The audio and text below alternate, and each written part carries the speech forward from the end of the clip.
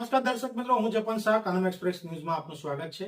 જોઈએ આજના મુખ્ય અને મહત્વના સમાચાર। સુરતથી બિહાર જઈ રહેલ યુવકને ટ્રેનમાંથી પડ્યો ધક્કો, ગંભીર રીતે ઈજાગ્રસ્ત।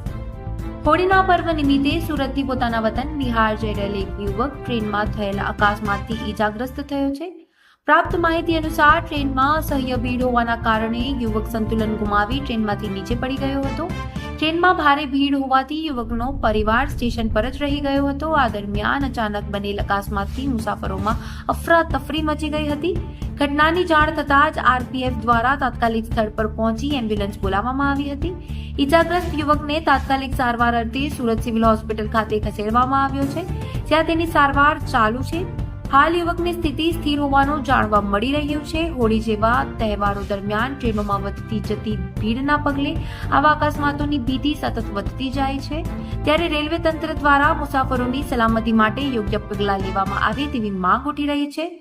રિપોર્ટર સાગર સોલંકી, સુરત।